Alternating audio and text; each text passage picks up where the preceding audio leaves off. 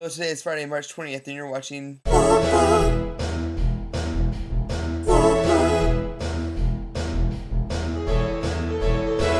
So I kind of feel like you already know what kind of happened over spring break because Steve's vlog that talked all about the craziness that happened on Saturday, because Saturday was ridiculous and I wish I'd never go through a day like Saturday again because it was just crazy. Sunday, we spent all day in the doctor's office. Monday, we went to go see Coraline in 3D at the Pinnacle, which was an amazing movie. Also, we went to Kenny's and made vegan pizza, which was exciting because I've never bought vegan cheese before. Thought it was going to taste really, really nasty, but actually it tasted pretty good. So if you ever feel like eating vegan cheese, I recommend it.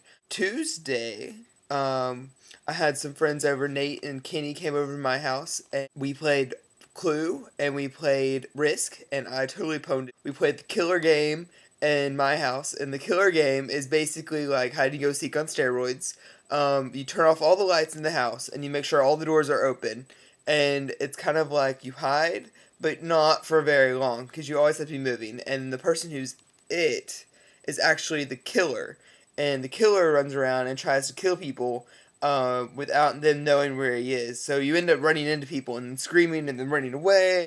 And on Thursday we went to the beach and walked for about 3 miles, but it was a nice little walk. Then today we went to Universal Islands of Adventure and we rode the Hulk and Dueling Dragons, which was open even though they were building Harry Potter there. You know, I don't know how I feel about Harry Potter being built as a theme park, because to me Harry Potter is not something that can be physical, you know? It's more of a mental, like, imagination thing. And when you, like, make it physical, it might cheapen it. So, I don't know. I haven't seen any of the movies because I've always been afraid that it would ruin my mental image of what Harry Potter is and the world and everything like that. So if I saw the movies, then I'd started seeing the movies instead of my imagination when I read the books. So I'm really skeptical about watching the movies, and I haven't ever watched a Harry Potter movie since they've come out.